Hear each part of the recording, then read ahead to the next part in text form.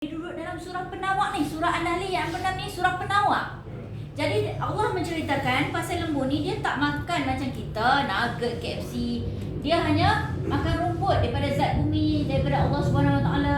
Daripada rumput itu dia proses menjadi saluran kencing yang kotak-kotak semua buang. Daripada rumput itu juga dia proses menjadi saluran darah, kan, yang menjadi daging kita semua boleh makan. Daripada rumput itu juga proses menjadi hampas, jadi tahi buang. Tetapi ada satu lagi saluran yang sangat-sangat bersih, iaitu saluran susu. Yang Allah kata semua orang boleh minum, dan sesiapa yang minum tu Allah bagi manfaat pada orang tu. Maksudnya kita minum ni manfaat untuk kita, kan?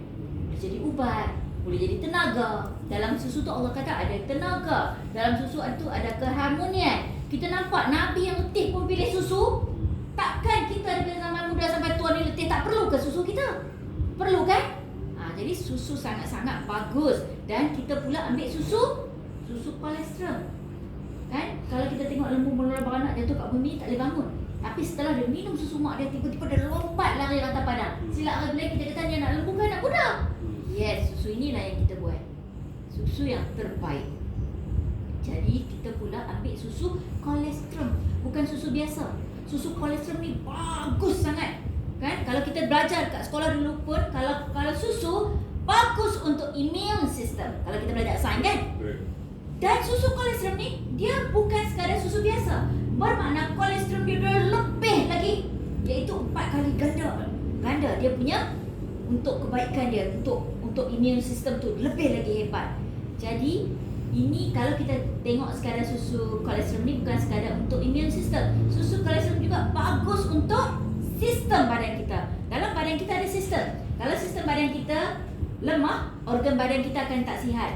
Tapi kalau sistem badan kita terjaga sihat, dengan sendirinya organ badan kita akan kuat. Sama juga dengan komputer, bila tengok komputer pun ada sistem. Kalau sistem komputer breakdown, kita tekan A dia jadi B. Tekan B dia jadi C. Sama juga dengan badan kita, kalau sistem badan kita tak elok, sistem badan kita lemah, kan, oksigen tak sampai ke otak, darah tak sampai ke jantung, kan, sebab dalam badan kita berbilion-bilion urat saraf, kan. Jadi kalau sistem badan kita lemah, jadi badan kita, organ badan kita akan sakit, akan tak terjaga. Tetapi kalau lah kata sistem badan kita kuat, sihat, organ badan kita akan terjaga. Sebab susu kita ni dia bukan merawat penyakit tau. Kalau penyakit, ya ada khusus untuk penyakit kencing manis, penyakit darah tinggi. Tetapi susu kita ni bukan obat, bukan merawat penyakit, bukan khusus untuk satu penyakit. Tetapi dia membantu untuk semua jenis penyakit, kerana susu kita ni kita merawat punca penyakit. Dalam badan kita tu lah punca. Sistem ni punca nombor 1.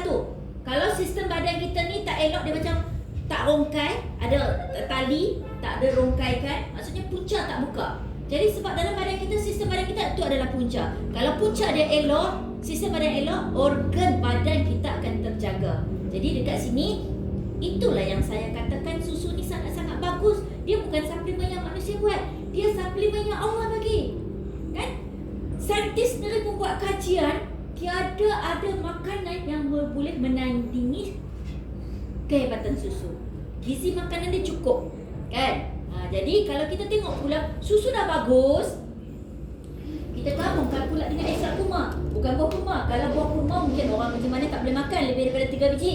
Sebab kurma tu direndam dengan air gula, angkat-angkat jadi shining, glowing. Semua orang nak pilih yang cantik-cantik. Tetapi orang kencing manis makan lebih daripada 3, kencing manis dia naik. Tetapi kurma ini kita ekstrakkan. Kita buang segala gula, buang segala bau, buang segala rasa, buang segala warna. Yang tinggal pati zat sahaja. Jadi nampak tak? Orang kencing manis boleh makan, sebab itulah tak heranlah kencing manis orang yang tak boleh baca tinggal 6. Kan? Kebanyakannya semua kencing manis dia menjadi. Mula-mula dia naik dulu head wire, sebab dia bagi dia nak bagi balance, kan? Dia nak bagi balance. Dia jadi head wire dulu kita punya bacaan kencing manis tu. Tetapi after kita consume dengan konsisten, minum air kosong yang banyak, insya-Allah yang tak boleh baca pun tinggal 6. Tinggal 7, tinggal 8. Okey lah, kan? Jadi dekat sini bila kita tengok susu dengan kurma tu, bila dia digabungkan, dia menjadi wow, luar biasa dahsyat. Dia punya testimoni dia. Sebab kalau kita tengok tuan, dalam Al-Quran Allah sebut tentang kurma 26 kali. Sesuatu benda yang tersebut dalam Quran saya confirm dan jamin memang luar biasa hebat dia. Kalau Allah sebut tentang zaitun, berapa kali je Allah sebut? Tentang delima, berapa kali Allah sebut? Tetapi tentang kurma Allah sebut 26 kali. Sebab itu tak hairanlah kita tengok orang Yahudi buat kajian tentang kurma. Dia orang boleh baca Quran, dia orang buat kajian. Kenapa Allah tulis kurma 26 kali? Bila dia orang buat kajian, rupa-rupanya kurma kaya dengan potasium, kaya dengan magnesium yang diperlukan oleh badan kita daripada ujung rambut sampai ujung kaki.